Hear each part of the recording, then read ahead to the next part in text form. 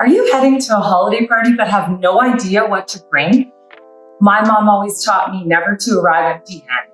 So why not bake some incredible brown butter, gluten-free oatmeal chocolate chip cookies and bring along cookies in a jar for your host and hostess.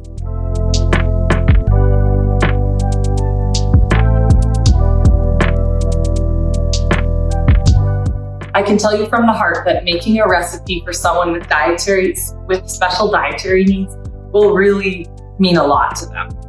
Let's go ahead and make this. So we're going to start off by putting in the ingredients that we're going to add to the cookie recipe last, and that's going to be at the bottom. So we're going to add the chocolate chips. So we're going to add, we have the milk chocolate and semi-sweet chocolate chips mixed together. And we're going to add about half a cup, which is about 100 grams of chocolate chips. If you go a couple over, that's okay.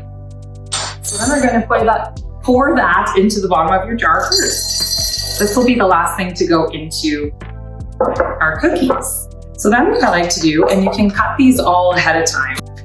So we're going to take our pen, we're going to just take some parchment and just draw around the outside of our jar. And we'll do that a couple of times because we need a couple of layers. So we'll need to do that 3 times. It doesn't have to be perfect. And then we'll just cut them out.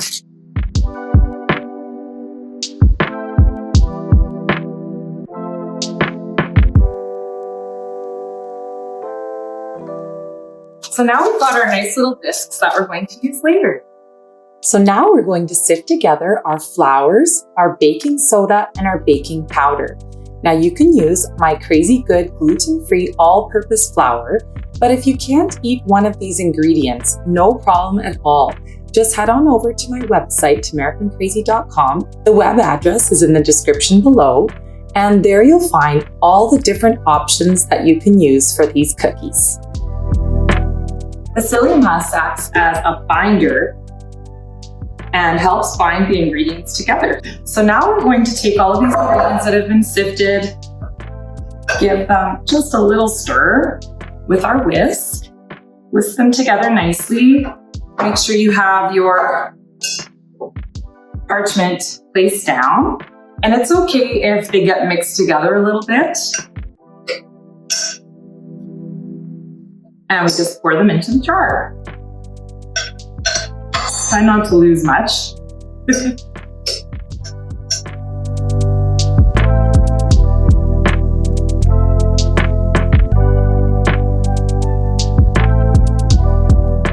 Now just place your last circle, your last disc of parchment, and you're going to measure in your brown sugars.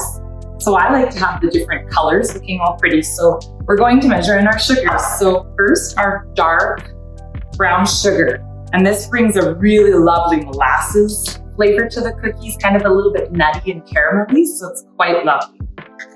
So we're going to add 38 grams. So we'll just add that in. And then you can use a spoon. They're going to be baking this anyways, so don't worry too much. And the last thing you're going to add in is your cane sugar. So we're just going to put in our 10 grams of cane sugar.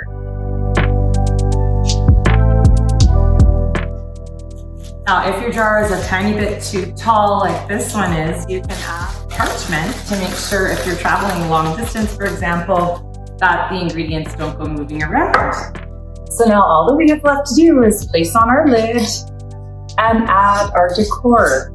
I've created these printable cards for you with recipe instructions that you can cut out and just simply hole punch. So just head on over to my website, TamaraCrazy.com, and you'll see these there. We have the instructions, what's included in the jar, all of the ingredients, and what the receiver of your gift will need. So I just take a ribbon, place it through.